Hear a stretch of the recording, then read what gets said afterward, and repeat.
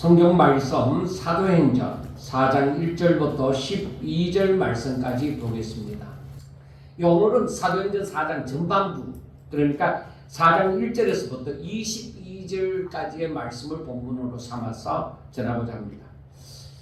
우리가 지난 시간까지 보았던 사도행전 3장에 있어서 주요한 말씀은 베드로와 요한이 이제 기도 시간에 성전으로 올라가고 있었습니다. 그런데 날마다 성전 미문 앞에서 앉아서 구걸하던 그 안전뱅이를 만났습니다. 이 사람은 나면서부터 걷지 못하는 사람이었습니다. 그런데 이 사람에게 있어서 날마다 구걸하지 않으면 살아갈 수가 없을 정도로 정말 형편이 어려운 사람이지요. 그런데 날마다 그 앞에 있었기 때문에 분명히 그 전에도 베드로와 요한은 그를 만날 수가 있었을 것입니다. 그런데 중요한 것은 바로 이날, 바로 이 안전뱅이가 고침받는 그날에 하나님께서 베드로와 요한의 마음을 움직이셨던 것이죠. 그래서 베드로와 요한이 얘기를 합니다. 은과 금은 내게 없는데, 즉 그 말은 이 구걸하던 사람이 구하는 것은 바로 은과 금을 원합니다. 돈을 원한다 이 말입니다. 그런데 내게 있는 이것을 내게 주노니 나사렛 예수 그리스도의 이름으로 일어나 걸으라고 얘기를 합니다.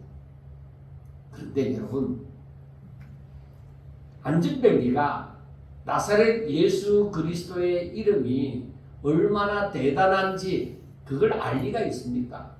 모릅니다. 그러니까 이 베드로와 요한은 이것을 선포를 하고 그 안전뱅이 오른손을 잡아서 일으켰습니다.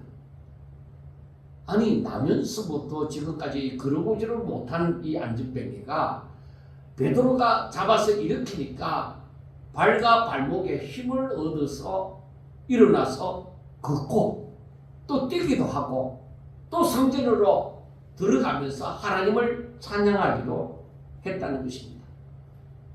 그런데 이 사건이 지금 문제가 되는 거예요. 왜?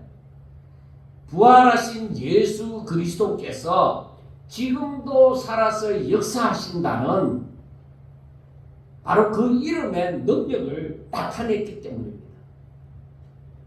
십자가에 못 박혀 죽으셨지만은 하나님께서 다시 살리신 예수님께서 지금도 자기의 이름으로 바로 생명을 일으킨다는 표적이기 때문입니다. 그래서 베드로는 이 사건을 통해서 사람들에게 얘기합니다. 내가 한 것 아닙니다. 왜 우리를 주목합니까? 우리가 한 거 아닙니다. 바로 이것은 너희들이 십자가에 못 박은 그 사람. 그런데 하나님께서 그를 다시 살리셨는데 바로 그 이름의 능력이 바로 이렇게 이 사람을 일어나서 걷도록 한 것이라고 얘기를 했습니다. 근데 놀라운 일은 이 안전뱅이가 이제 처음으로 걷게 되어지고 그런데 뛰기도 하고 이 성전으로 들어가면서 하나님을 찬송했다는 것입니다. 이 안전뱅이를 본 그 기도하러 온 수많은 사람들, 나중에 보면은 남자만 5,000명이 회개하고 하나님께로 돌아왔다는 것을 보면은 거기에는 아마 많은 사람이 그 성전에 기도하러 왔다는 것이죠.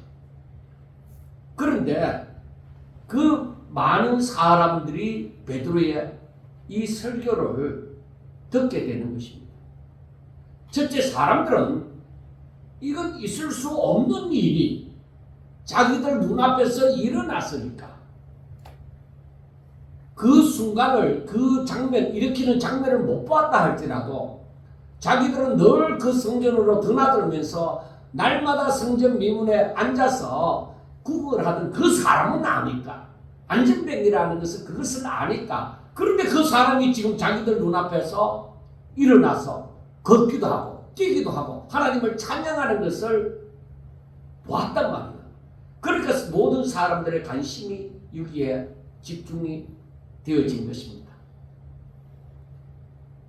그런데 이렇게 안전병기가 40년 동안이나 한 번도 걸어보지도 못하고 서보지도 못했는 이 사람이 이제 걷기도 하고 뛰기도 하고 그리고 하나님을 찬양하는 사람들이 모두 다 하나님 앞에 영광의 박수를 돌립시다 하고 막 그렇게 박수를 치면서 하나님을 찬양할 일이지 않겠습니까? 그런데 그렇지 못한 사람들이 오늘 본문에 나타납니다. 바로 제사장들과 성전 맡은 자들, 그러니까 성전의 경비를 맡은 그 레위인들을 얘기합니다. 성전 맡은 자들과 그리고 사두개인들이 이 일을 굉장히 싫어했습니다. 그래서 베드로와 요한을 그 현장에서 잡아서 감옥에 넣어버렸습니다. 여기서 우리는 매우 중요한 사실을 알아야만 됩니다. 세상은 선한 일을 무조건 좋아하지는 않습니다.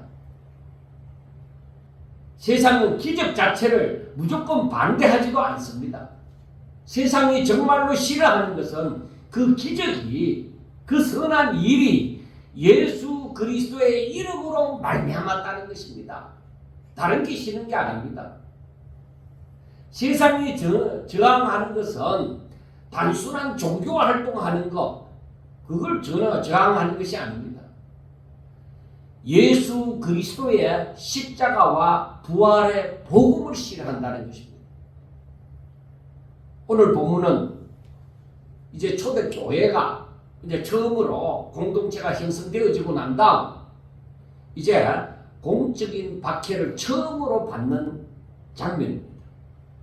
근데 여러분, 우리가 결과적인 것을 먼저 생각해 보면은 이 세상의 박해는 교회를 무너뜨리지 못합니다.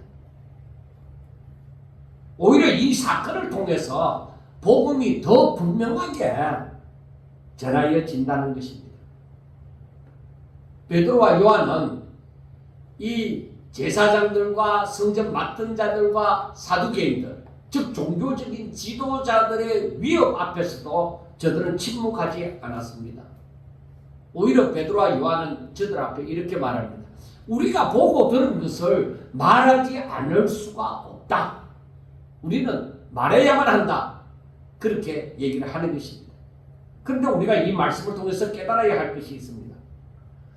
복음은 세상의 저항을 받습니다. 여러분들 분명히 아셔야 되는 것이 세상은 창세기 1장에 보면은 흑암 가운데 빛이 있으라고 말씀하신 것처럼 세상은 바로 공중근세 잡은 자 사탄의 지배 가운데에 모두가 아담의 후손이 죄인이기 때문에 그 가운데 있습니다. 그런데 빛이신 예수님께서 오십니다. 세상이 싫어하죠. 왜? 자신의 더러움과 그 못남이 다 드러나잖아요. 빛이 싫어.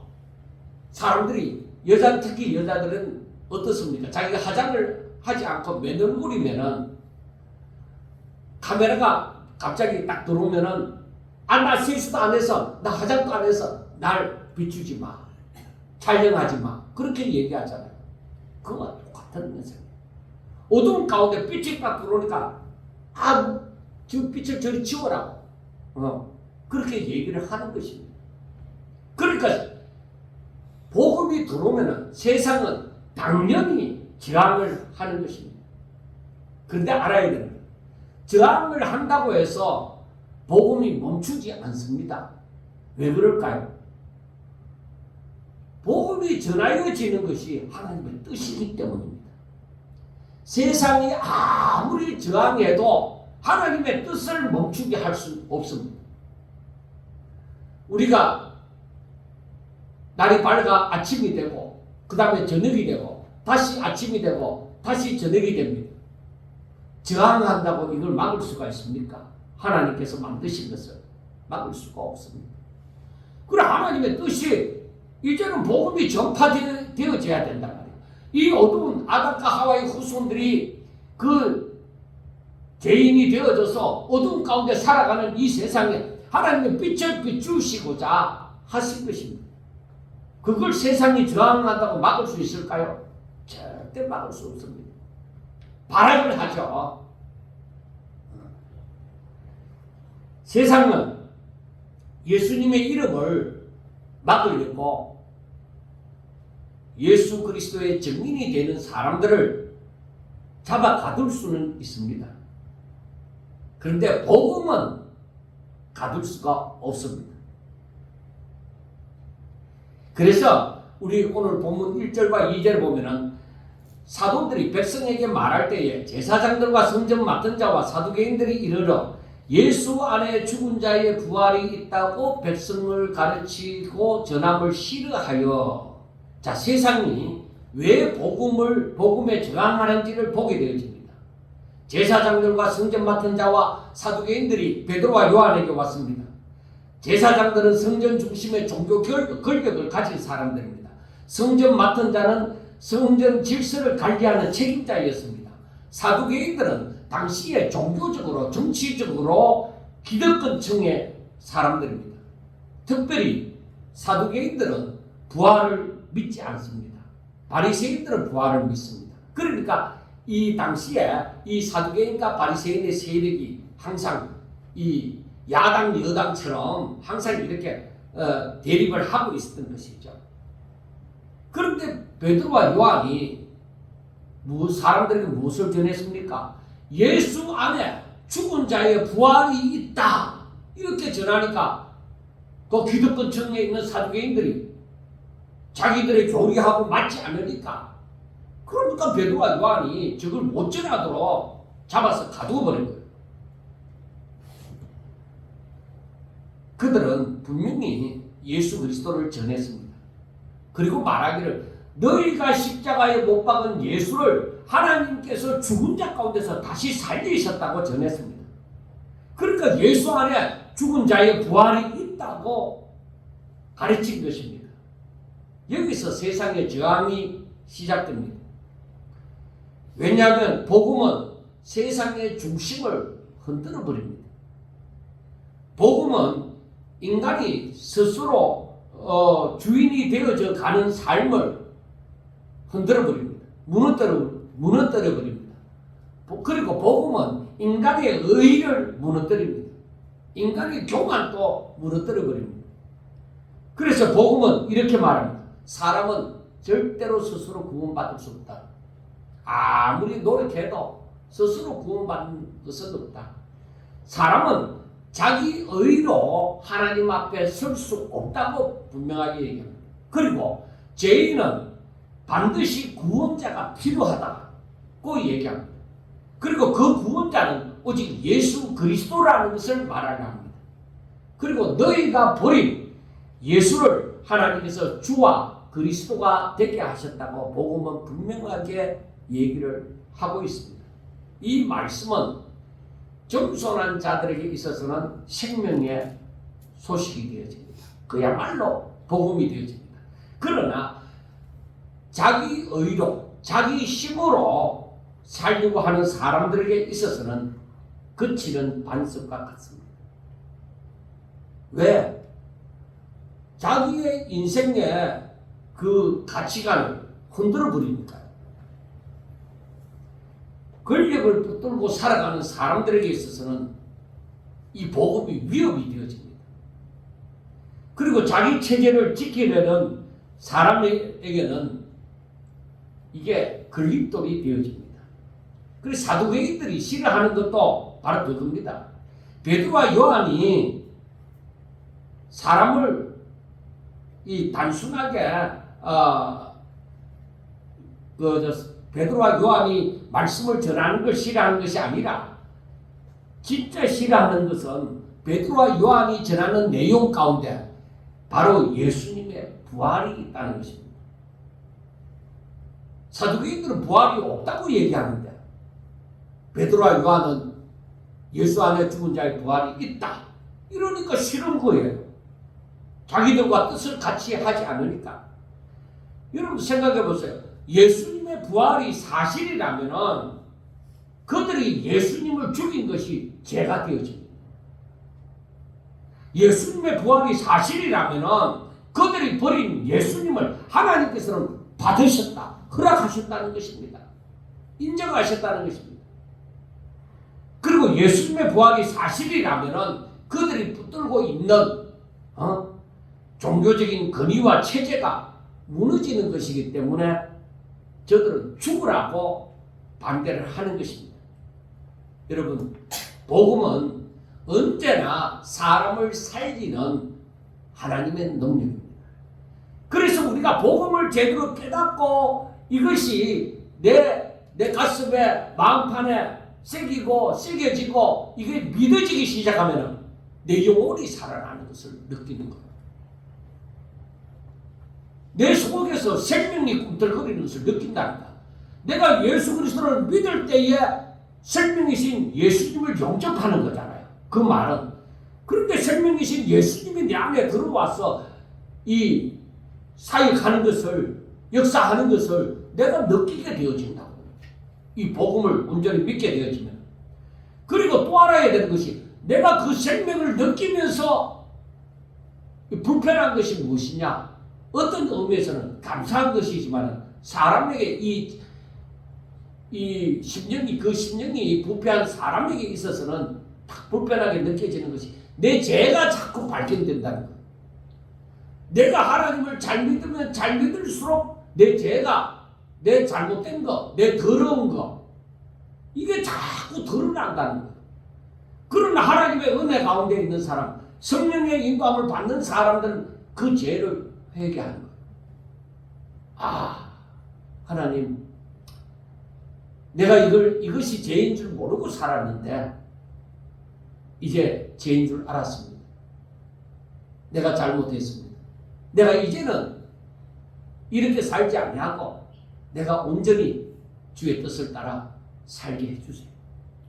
그래서 그 죄가 죄를 짓지 아니하고 그 죄에서 벗어나고 그렇게 되어지면 사람에게 변화, 즉 성화 과정이 점점 되어져 진행이 되어져 간다는 것입니다. 자, 그런데 복음은 이렇게 언제나 사람을 살리는 하나님의 능력입니다. 그러나 동시에 복음은 사람의 죄를 드러낸다는 것입니다. 그래서 이렇게 죄가 드러난다고 해서 내가 죽는 것이 아니라 이 내가 죄를 발견함으로 내가 살아나는 역사, 예수님을 닮아가는 역사가 일어난다는 거예요. 이게 바로 성령께서 우리를 주께로 점점 더 인도하여 주시는 것입니다. 자, 그래서 복음이 전해지는 곳에는 두 가지 반응이 있습니다. 한 부류는 회개하고 예수님을 영접하는, 예수님을 믿는 반응이 일어납니다.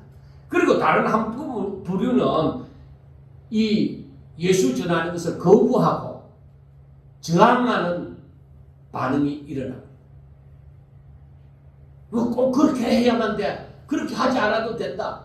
이런 식으로 뭔가 자꾸 반발하고 싶은 그런 마음이 일어난다는 것입니다. 회개하고 예수님을 영접하는 것, 그 말씀을 그대로 믿는 것보다는 자꾸만 뭔가 받아들이기 싫고 반발하는 그런 마음이 생겨난다는 것입니다. 그래서 오늘 본문 3절에 보면은 그들을 잡음에 날이 이미 저물었으므로 이튿날까지 가두었으나 하고 얘기를 합니다. 사도들을 베드로와 요한이 이렇게 죽은 자의 부활이 있다는 것을, 예수 안에 죽은 자의 부활이 있다는 것을 전하는 것을 이들이 싫어해서 예수의 이름을 전하는 이 베드로와 요한을 감옥에 잡아 가두었습니다. 이게 바로 세상의 방식입니다. 세상의 방식은 이렇습니다. 세상은 복음을 반박하지 못할 때 복음 전하는 자를 막으려고 합니다. 진리를 이길 수 없을 때 진리를 말하는 입을 막으려고 합니다. 여러분, 중국에 이 숨어서 예배드리는 사람들이 많습니다. 물론 이란을 얘기할 때도 그렇게 얘기했습니다만은, 그런데 처음부터 그랬던 건 아니에요. 어느 정도 복음이 막 확장, 중국에 신학교도 생기고 막 복음이 확장되어지는 가운데 중국이 이 선교사들 전부 추방을 다 시켜버린 거예요. 추방을 다 시키니까 나라로 선교사들이 본국으로 들어오는 것이 아니라 각 나라로 다 동남아로 이렇게 다 흩어져 버린 거예요. 그리고 저 우즈벡이나 키르기즈스탄 뭐 저런 데서도 복음을 전하다가 뭐 약간이라도 자기들 때 들키면 전부 다 추방을 다 당했습니다. 그래서 그게 사람들이 다른 곳으로 전부 다 움직였습니다. 여러분 아셔야 됩니다. 왜 그럴까? 저들은 자기들의 욕심을 따라서 이 복음이 전해지는 것에 대해서 저항을 하는 것이지만은 자기들의 세를 자기들 뜻대로 하기 위해서 그렇게 저항을 하는 것이지만은 어떤 면에서는 복음이 하나님의 뜻대로 전하여져야 되는 곳에 그곳에 사람을 보내는 거예요. 이게 하나님의 섭리입니다. 그래 그걸 보면서 이 사람들이 저기에 있던 사람들이 추방이 되어져서 어느 곳으로 갔느냐? 더 어려운 삶을 사는 곳으로 갔습니다. 선교사님들이 잘 사는 나라로 들어가기는 힘들잖아요.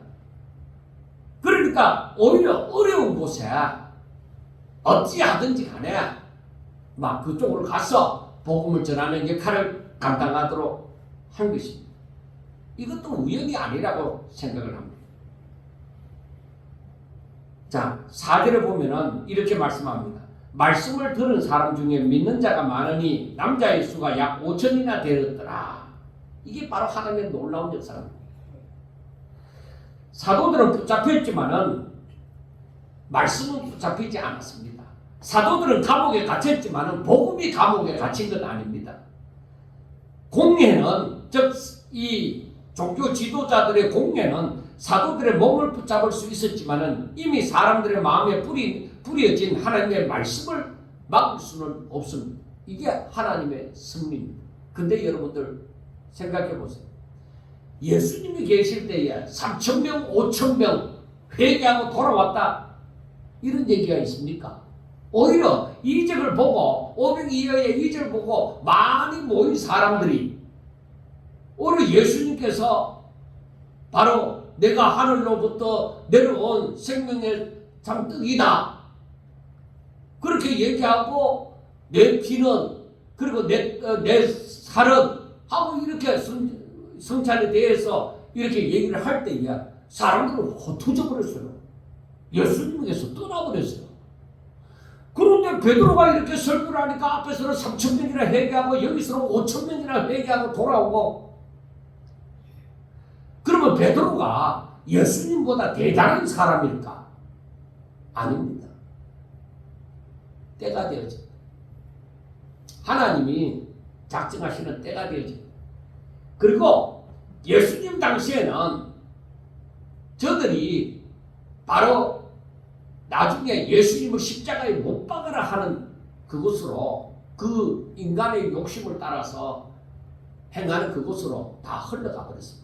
그런데 지금은 성령이 임하고 난 다음에는 이 복음이 땅끝까지 인하여 땅끝까지 전파되어야 되잖아요. 그러니까 여기에서 많은 사람들이 회개하고 돌아오고 그리고 이들이 또 흩어지고 그렇게 해서 복음이 로마로 이 소아시아로 막 흘러가게 지금 하는 겁니다. 사람은 아무도 그걸 계획하지 않았지만 하나님은 그걸 계획 가운데 두신 것입니다. 우리가 지나고서 우리가 성경을 통하여 이렇게 생각해 볼 때에 복음의 흐름을 바라볼 때에 하나님은 빈틈없이 일하신다는 거예요. 그 당시에 로마가 모든 것을 로마로 다 통한다고 하잖아요. 그러니까 로마로 말미암아 이 쫙 뻗어진 길을 만들어 놓은 것도 사람을 위해서 만들어 놓은 것 같지만 사실은 복음의 길이 되어지는 거예요. 우리 사람은 몰라요. 사람이 계획하고 그렇게 한 적이 없어요. 하나님이 다 하신 거예요. 이게 참 놀라운 거예요. 이걸 봐야 되는 거예요. 이게 바로 하나님의 섭리입니다. 세상이 아무리 막아도 하나님께서 하시고자 하는 일은 때가 되었으므로 성취가 되는 것입니다. 그래서 우리는 그냥 예배만 드리는 자, 그런 사람이 아니라 때를 읽을 줄 알아야 된다. 때를 읽는다는 것은 너무나도 중요합니다. 그러면 어떻게 때를 읽을 것인가? 성경을 읽음으로 말미암아 성령으로 말미암아 깨달음이 있어야 돼요. 내가 그 말씀을 받을만 해야 돼요. 그러니까 예수님 당시에 이 제자들이 말씀을 듣고도 어떻게 이해를 했어요? 이해를 그때는 못했어요. 그러나 저들이 성령으로 말미암아 저들이 온전히 하나님 앞에 순복이 되어질 때야 그 말씀이 깨달아졌어요.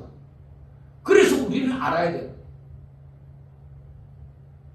내가 사모하지 않냐고 성령이 내게 임해도 성령으로 말미암아 살지 않냐고 내가 내 욕심을 따라서 성경도 읽지 않냐고 그냥 내 편한 대로 살고 그렇게 하다 보면 이 때를 분별하는 것은 더욱더 희미해져 갑니다.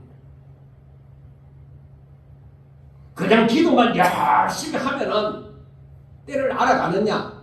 환상 가운데 그렇게 알려줄 수도 있겠지만은 그런 일은 거의 없습니다. 하나님께서 특별히 역사하시는 일 외에는 그런 일은 없습니다. 오히려 우리는 성경을 읽으면서 하나님께서 하시고자 하는 일이 무엇이면서 하나님이 지금 세상을 어떻게 움직여 가는지 이것이 성경에 어디에 해당이 되어지는지 그래서 성경을 읽으면서 세상이 보여져야 되고 세상이 움직이는 걸 바라보면서 성경이 읽혀져야 된다고 제가 이미 아마 오래전부터 말씀을 했잖아요. 그게 열려져야 돼요. 지각이 열리고 영안이 열려진다고 하니까 무슨 점치는 것처럼 예언하고 그걸 두고 얘기하는 거 아닙니다. 세상을 바라볼 때 사람의 눈에는 위기처럼 보이는 때가 참 많이 있습니다. 이제 막 시작된 교회가 박해를 만났습니다. 지도자들이 붙잡혔습니다. 그러나 하나님의 눈에는 이것이 복음이 더 분명하게 증거되어지는 과정입니다. 그런데 세상의 저항은 복음을 무너뜨리는 것이 아니라 저들은 복음을 막는다고 하는 짓이지만 복음을 무너뜨리는 것이 아니라 오히려 복음의 능력을 드러내는 통로가 되어진 거예요. 그래서 지금 세상이 복음을 막으려고 막 노력을 하는 가운데서도 저들 뜻대로 되는 것이 아니라 오히려 복음이 더 빨리 퍼질 수 있도록 전하여질 수 있도록 하는 일밖에 되어지지 않는 것입니다. 그래서 우리가 이것을 읽어야 됩니다. 여러분 세상을 보면서 때로는 불안하고 답답할 때도 있죠. 그런데 아셔야 됩니다. 세상이 아무리 발버둥을 쳐도 하나님의 계획대로 하나님의 뜻대로 되어져 간다는 것입니다. 여러분 트럼프가 어떻든 이란이 어떠하든 이스라엘이 어떠하든 중국이 어떠하든 종말은 옵니다. 예수님이 재림하신다고. 그리고 분명히 승리는 우리 만왕의 왕이 되신 우리 주님이 승리하신다. 이 승리가. 그런데 또한 알 것은 그 전에 세상이 발버둥을 치면서 얼마나 많은 순교자들을 내는지 모릅니다. 그것 또한 알아야 됩니다. 그리고 마지막에 이 복음이 엄청나게 빠르게 전하여질 것이라는 것도 알아야 됩니다. 또 어떤 면에서는 말씀이 희귀하다. 어디서 하나님의 말씀을 들었고 그러한 때도 있다는 것을 아셔야 됩니다. 우리가 예수님을 믿는다는 것 때문에 불편함을 경험할 수 있습니다. 복음대로 살려고 할 때에 사람들에게 오해를 받을 수도 있습니다. 말씀의 기준을 붙들 때에 세상의 가치관하고 충돌할 수 있습니다. 그러나 두려워하지 말아야 됩니다. 복음은 세상의 저항을 받지만은 하나님의 복음은 결코 멈추지 않습니다. 이제 다음 날에 이 관리들하고 장로들하고 서기관들이 예루살렘에 모였습니다. 즉 이 제사장의 문중들이 모였습니다. 이들은 유대 사회의 최고의 권력층들이 이 베드로와 요한 때문에 모였다는 것, 이건 놀라운 일이 아닙니까? 그래서 저들이 그 당시에 최고의 유대인들 가운데 최고의 권력을 가지고 베드로와 요한을 감옥에서 불러내어서 저들에게 묻습니다. 너희가 무슨 권세와 누구의 이름으로 이 일을 행하였느냐?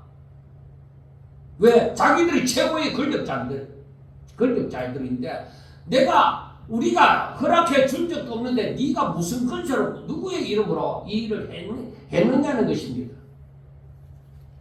그런데 저들이 아무리 그래도 안전병기가 일어섰다는 것은 저들도 놀라운 일이니까 그것은 부정할 수가 없었습니다. 그래서 사건 자체를 따지기보다는 권위의 문제를 따집니다. 누가 너희에게 이러한 일을 할 권한을 주었느냐? 누구의 이름으로 이 일을 했느냐?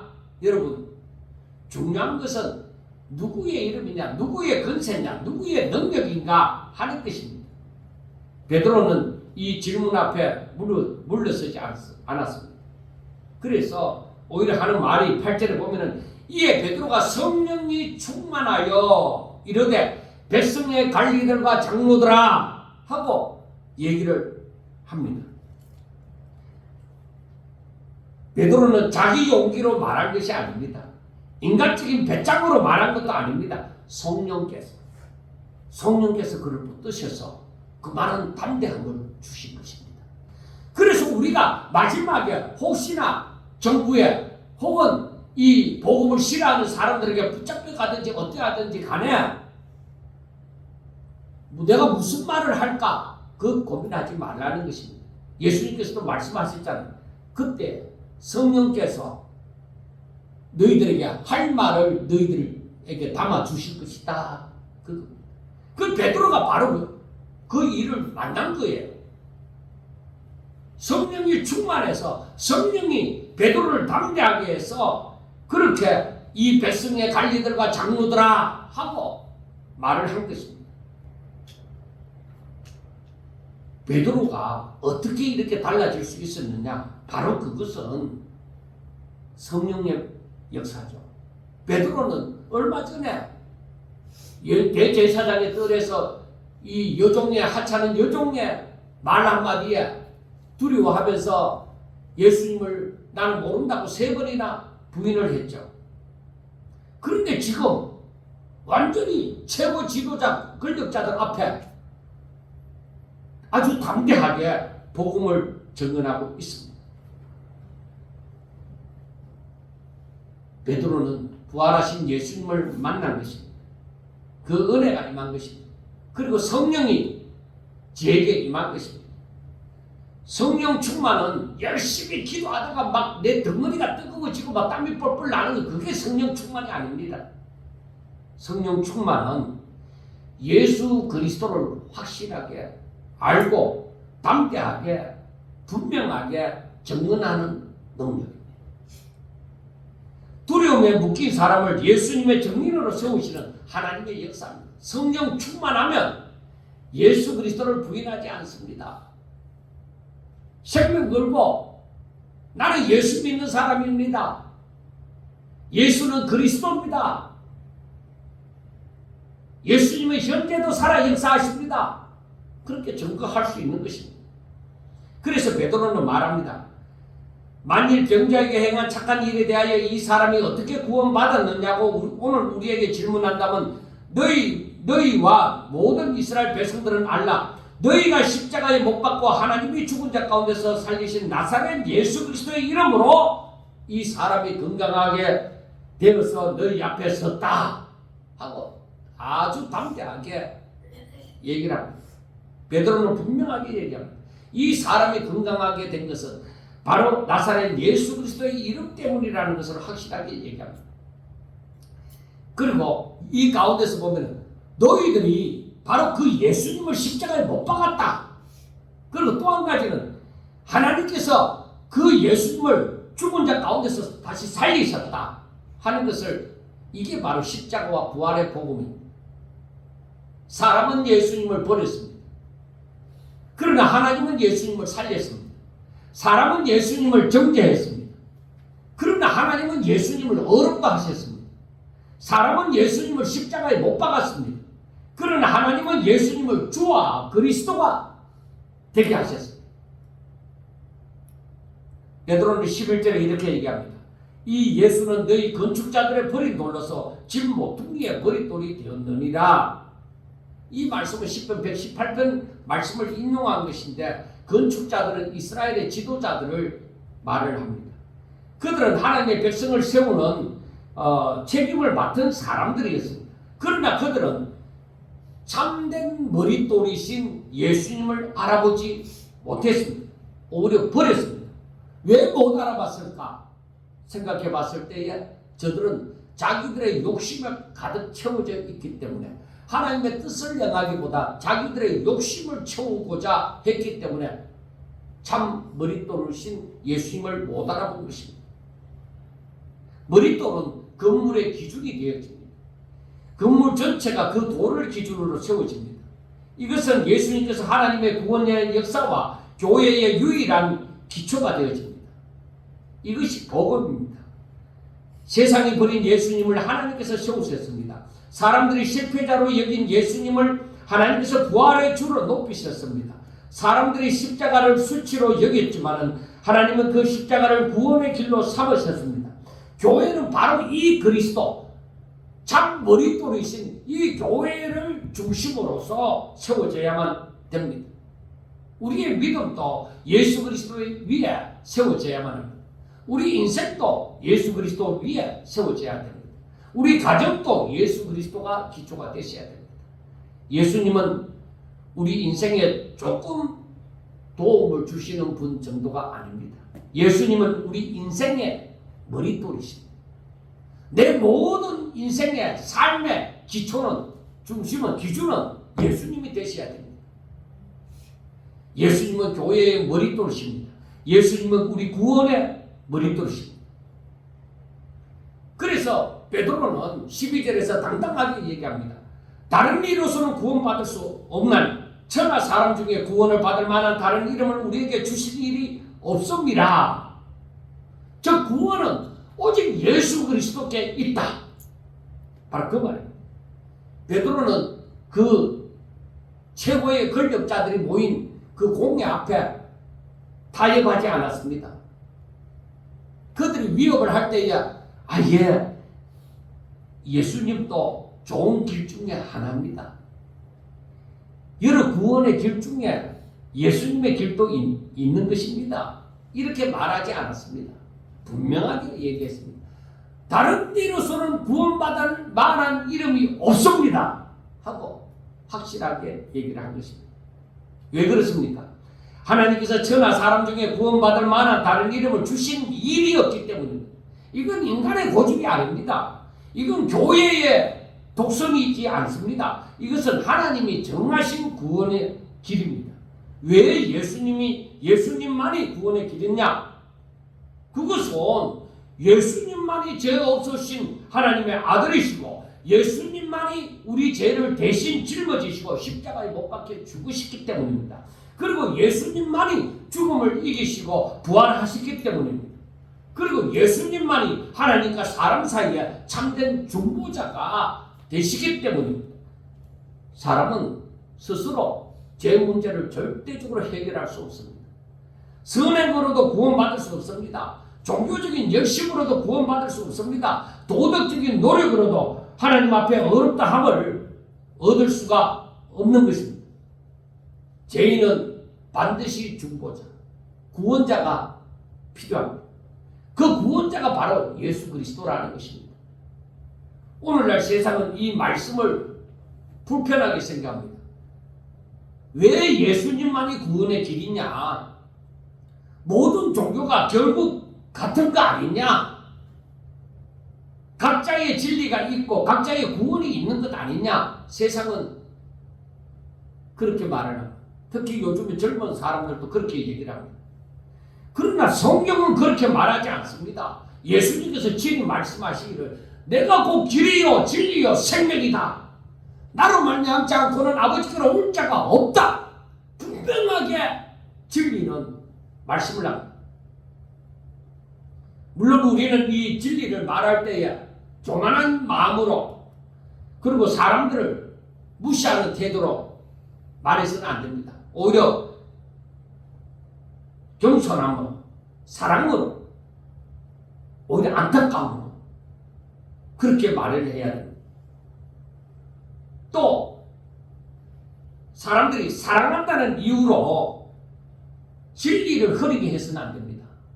그래서 오늘날 동성애자들을 두고 이들도 하나님이 사랑하는 사람들이지 않느냐 하면서 저들을 안으려고 합니다. 그건 아닙니다. 그런 식으로 진리를 흐리게 해서는 안 된다는 것입니다. 사람의 마음을 편하게 하기 위해서 복음을 약하게 만들어서는 아닙니다. 여러분, 우리는 약하고 우리는 부족하고 우리는 연약할 수 있습니다. 그런데 진리는 오직 하나입니다. 강합니다. 여러분, 예수 그리스도 외에는 구원이 없습니다. 이게 교회의 생명입니다. 교회가 이 고백을 잃어버리면 교회는 세상에 줄 생명을 잃어버립니다. 교회가 이것을 부끄러워하면 더 이상 복음의 증인으로 살 수가 없습니다. 여러분, 예수님이 왜 오병이어의 기적을 행하고 나서 사람들이 다 예수님에게서 떠났느냐?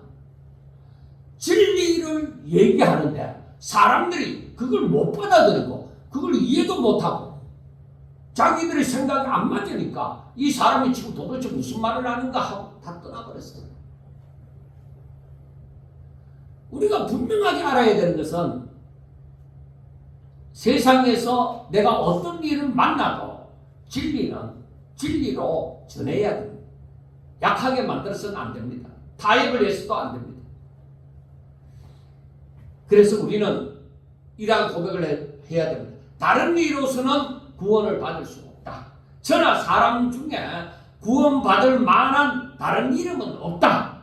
오직 예수 그리스도만이 구원자이시다. 이게 나의 믿음이 되셔야 됩니다.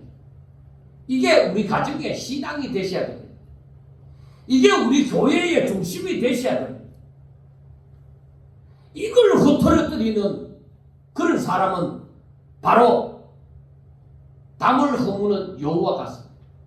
절대로 진리는 양보가 안 되는 것입니다. 타협이 안 되는 것입니다. 공회는 그 지도자들이 모였던 공회는 베드로와 요한의 말을 듣고 놀랐습니다. 그래서 13절을 보세요.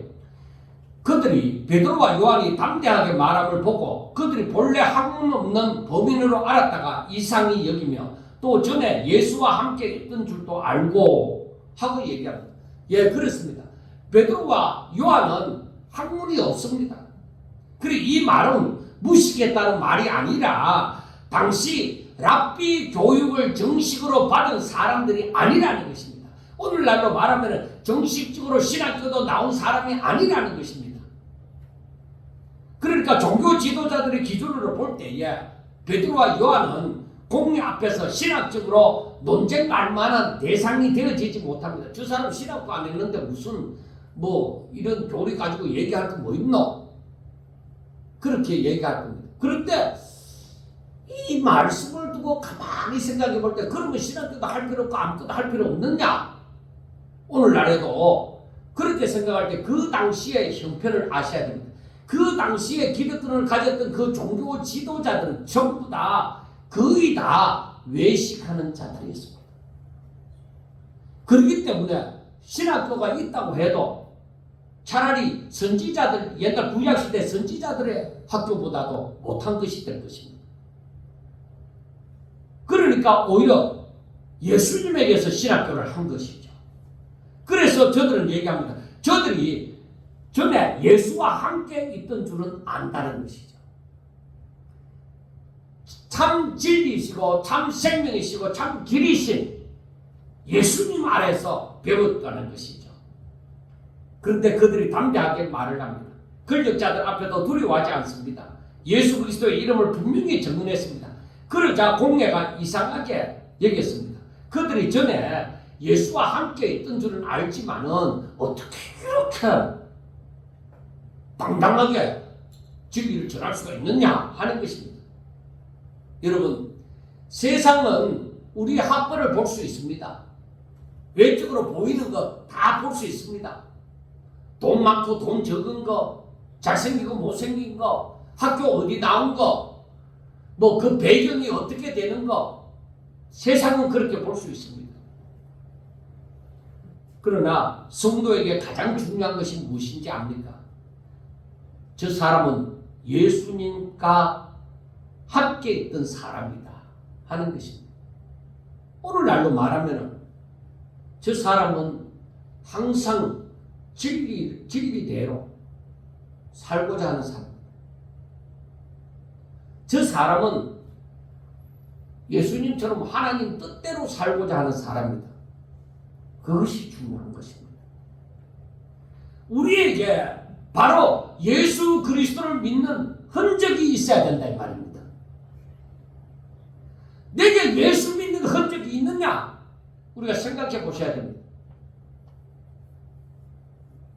우리의 말 속에 예수 그리스도의 향기가 있어야 됩니다. 우리의 태도 속에 예수 그리스도의 정성이 있어야 됩니다. 우리의 담대함 속에는 내 힘이 아니라 성령의 능력이 있어야 합니다. 베드로와 요한은 특별한 인간적인 조건 때문에 담대한 것이 아니었습니다. 그들이 예수님과 함께 있었던 사람들입니다. 부활하신 주님을 만난 사람들입니다. 그리고 성령으로 충만한 사람들입니다. 그래서 이 공예는 병 나은 그 사람에 대해서는 아무 할 말이 없었습니다. 왜? 자기도 눈으로 보니까. 그런데도 저들은 인정하기 싫은 거죠. 왜? 자신들의 기득권과 체제를 놓고 싶지 않은 겁니다. 자기들이 예수님을 인정해버리면 당장 회개해야 되잖아요. 예수님을 인정하면 예수님이 하나님의 아들이시오 메시아인 줄 인정하면 당장 회개해야죠. 자기들이 예수님을 십자가에 못 박았던 자들이니까. 그리고 저들은 뭐요? 모든 체제가 무너지고 낮은 자가 되셔야 됩니다. 그런데 그게 싫다는 겁니다. 나 그렇게 살기 싫어. 내가 누리고 있는 거 다 누리고 싶어. 그러니까 못 놓는 것입니다. 진리를 보았지만은 저들은 그 진리를 받아들이기 싫은 거예요. 왜? 자기들이 누리고 있는 거 그거 놓기 싫어가. 표적을 보았지만은 예수님 앞에 무릎을 꿇지 않았습니다. 그들이 선택한 방법은 뭡니까? 이제 베드로와 요한을 불러놓고 우리가 너희들을 놓아줄 테니까 다시는 예수의 이름으로 아무에게도 말하지 마라. 그리고 예수의 이름으로 말하지도 말고 가르치지도 말라. 그렇게 얘기합니다. 그리고 세상이 이 눈에 보이는 것이 확실하니까 이제 뭐라고 말을 못하고 다음부터 이렇게 하면은 벌금이 얼마고 징역 몇 년입니다. 그러니까 앞으로는 예수 이름으로 말하지 마세요. 바로 그것입니다. 이게 세상이 할 수 있는 저항입니다. 세상은 결국 예수의 이름을 말하지 못하게 하려 오늘날 세상이 벌써 그런 시대에 왔습니다. 우리나라는 아직 아니라 할지라도 영국이나 미국과 같은 곳에서도 바로 진리를 바로 선포하면은 경찰이 옵니다. 제재를 합니다. 붙잡아갑니다. 병자를 고친 작은 일 자체를 부정하지는 못합니다. 그러나 그 일이 예수의 이름으로 되었다고 말하지 못하게 하는 것입니다. 그래서 선한 일을 하는 건 좋다 이거야. 그런데 예수의 이름으로는 하지 말라는 것입니다. 오늘날에도 비슷한 일이 있습니다. 세상은 교회가 봉사하는 것을 좋아할 수 있습니다. 어려운 사람을 돕는 것은 칭찬할 수 있습니다. 착하게 사는 것은 인정할 수 있습니다. 그러나 예수 그리스도의 이름을 분명히 말하는 것은 불편해합니다. 십자가와 부활, 죄와 회개, 구원과 심판, 오직 예수 그리스도라는 복음의 핵심은 싫어합니다.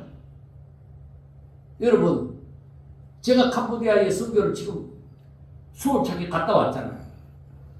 그런데 이제 제가 학교를 돈으로 그 초등학교를 정해놓고 이제 그 식당을 지어주고는 한 게 뭔지 압니까?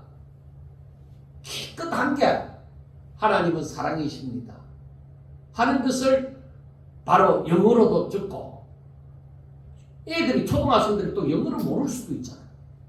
그러니까 캄보디아 말로 이번에 다시 적었습니다. 영어로도 적고 캄보디아 말로도 적고. 그게 제가 거기 살지 않지만 그들이 날마다 방콕으로 오면서 그걸 보잖아요. 운동장에 뛰어다니면서 그거 보잖아요. 그거 하나 한 거예요, 이제. 그래, 학교에서 제가 가서 이렇게 뭐 축구 보고 뭐 아이들 식사 보고 뭐 이렇게 해주다 보니까 그걸 내 마음대로 쓸 수 있도록 허락을 이제 해주는 거죠. 무기를 하는 거죠. 그거 하나 한 거예요, 몇 년 동안에. 물론 다른 것도 있지만은,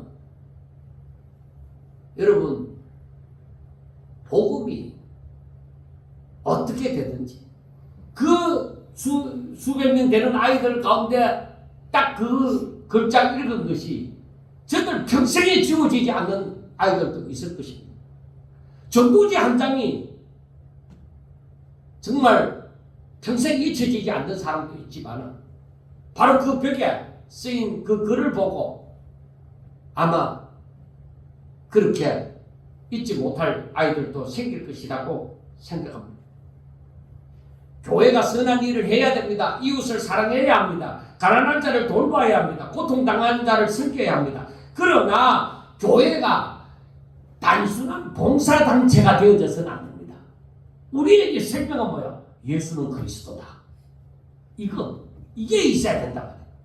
많은 일들을 한다 하더라도 그 핵심을 빼면 안 된다는 것입니다. 그거 하나 증거하기 위해서 그동안에 그렇게 땀 흘리면서 수고를 해야 되는 것이죠. 교회는 예수 그리스도의 증인입니다. 선한 일을 하는 이유도 예수님 때문입니다. 우리가 사랑하는 이유도 예수님 때문입니다. 우리가 섬기는 이유도 예수님 때문입니다. 그러므로 교회는 예수의 이름을 숨길 수가 없습니다. 그런데 공예는, 세상은 예수의 이름으로 말하지 말라고 합니다. 베드로와 요한이 어떻게 대답합니까? 19절과 20절을 보면 베드로와 요한이 대답하여 이르되 하나님 앞에서 너희의 말을 듣는 것이 하나님의 말씀을 듣는 것보다 옳은가 판단하라. 우리는 보고 들은 것을 말하지 아니할 수 없다고 합니다. 이게 오늘 설교의 중심 고백입니다. 우리가 보고 들은 것을 말하지 아니할 수 없다. 그겁니다. 사도들은 공예의 권위를 무조건 무시한 것이 아닙니다. 오히려 성경에 보면은 권세에 순종하라고 했습니다. 그러나 사람의 명령이 하나님의 명령을 거스를 때는 성도는 하나님께 순종해야 된다는 것입니다. 사람의 명령을 따르는 것이 아니라. 공예는, 세상은 침묵하라고 했습니다. 그런데 예수님은 정인이 되라고 했습니다. 사람은 말하지 말라고 했습니다. 하나님은 복음을 전하라고 했습니다. 그러므로 사도들은 말할 수밖에 없습니다. 이게 바로 정인들의 신앙입니다. 정인은 자기가 말을 지어내서 하는 것이 아닙니다. 보고 들은 것을 말하는 것입니다. 사도들은 예수님의 십자가를 보았습니다. 부활하신 예수님을 만났습니다. 성령의 임재를 경험했습니다. 예수의 이름으로 병자가 일어나는 것을 보았습니다. 그러므로 그들은 침묵할 수가 없는 것이죠. 그래서 우리는 이런 고백을 해야 됩니다. 나는 예수님의 은혜를 받았습니다. 나는 예수님을 영접함으로 제사함을 받았습니다. 나는 예수 안에서 새 생명을 얻었습니다. 나는 예수님이 나의 구주인지를 압니다. 그러므로 나는 말하지 않을 수가 없습니다고 우리는 고백할 수 있어야 되는 것입니다. 모든 사람이 다 같이 고백을 하는 것은 다 같은 모양으로 고백하는 것은 아닙니다. 어떤 사람은 강단에서 전합니다. 어떤 사람은 가정에서 전합니다. 어떤 사람은 직장에서 전합니다. 어떤 사람은 삶의 모습으로도 전합니다. 어떤 사람은 기도와 섬김으로도 전합니다. 참으로 예수님을 만난 사람들에게는 예수님을 증언하고자 하는 마음이 있습니다. 복음을 부끄러워하지 않는 마음이 있습니다. 누군가가 예수님을 알기를 원하는 마음이 있습니다. 그래서 전하고자 힘쓰고 애를 쓰는 것입니다. 여러분들이요, 세상은 할 수 있는 것이 이 복음 전하는 사람들을 위협하고 감옥에 가두고 죽이고 하는 것입니다. 그런데 때가 안 되면 이 일이 일어나지 않습니다. 자, 이들이 공회가 베드로와 요한을 감옥에 가두었습니다. 그리고 위협을 했습니다. 그런데 저들을 처벌할 수 없는 것이 무슨 이유인지 압니까? 많은 사람이 그 된 일을 보고 하나님께 영광 돌리고 남자 장정만 5,000명이나 회개하고 돌아왔다는 것입니다. 그러니까 여론이 이때는 무시할 수가 없습니다. 여론이 완전히 예수 그리스도에게로 형성이 되니까 베드로와 요한의 말을 듣고서 회개하고 돌아서게 되니까 세상에 어떻게 할 수가 없었어요. 여러분, 이게 무슨 말하는지 압니까? 지금 하나님의 이 뜻이 복음을 전가하기 위하여 수많은 사람들이 복음을 듣고 예수님께로 하나님께로 돌아오도록 하는 역사가 일어납니다.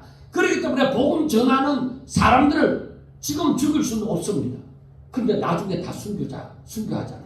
때가 되면. 그런데 지금은 죽을 때가 아니라는 것입니다. 그래서 우리는 알아야 됩니다.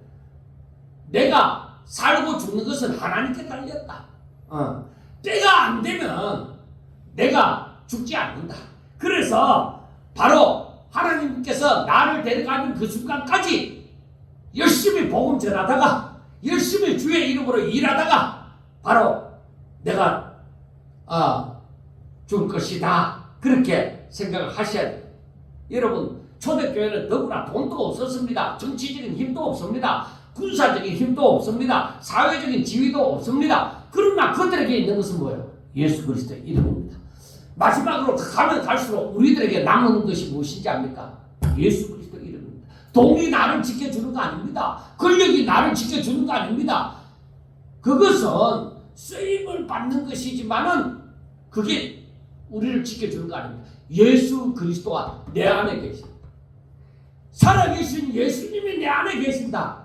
이게 나의 힘이 되어지고 나의 능력이 되어지고 내 찬양이 되어지고 바로 나에게 이 전부가 되어지는 그런 것이 되셔야만 합니다. 그래야 세상으로부터 환난을 당할지라도 위협을 받을지라도 예수님께서 너희들이 세상에서 환난을 당하나 담대하라. 내가 세상을 이겨노라. 그렇게 하잖아요. 그래서 나는 살아도 이길 것이고 죽어도 이길 것이다. 그 믿음이 있어야 됩니다. 사랑하는 성도 여러분, 무엇이 중요합니까? 내게 살아계신 예수 그리스도의 이름이 확실하게 내 마음판에 새겨지고 그 생명이 내게서 충만해지는 것입니다. 그것이 또한 성령 충만입니다. 여러분, 내가 예수님을 믿되 반쪽 믿고 반 안 믿는 그런 상태가 아니라 정말로 내 적두가 덜어지는 그 순간까지 우리가 더욱더 주께로 나아가게 되어질 때에 우리는 날마다 하나님의 인재와 그 축복을 보면서 동행하심을 보면서 살아가며 힘과 용기를 얻을 것입니다. 마지막까지 정말 예수의 이름으로 승리하는 저와 여러분들이 될 수 있기를 주의 이름으로 축원합니다. 기도드리겠습니다. 하나님 아버지 감사합니다. 사랑하는 자들을 지키시고 함께하사 이 마지막 시대에 세상의 빛과 소금으로 예수 그리스도의 정의로 살아갈 수 있도록 아버지여 어린 신자에서부터 오래도록 믿은 신자에 이르기까지 하나님께서 역사하사 저들에게 예수 그리스도의 생명이 충만하게 하여 주시옵소서. 성령 충만하게 하여 주시옵소서. 세상을 담대하게 이기는 자가 되게 하여 주시옵소서. 오직 주를 따르는 자가 되게 하여 주시옵소서. 예수 그리스도 이름으로 기도드리옵나이다.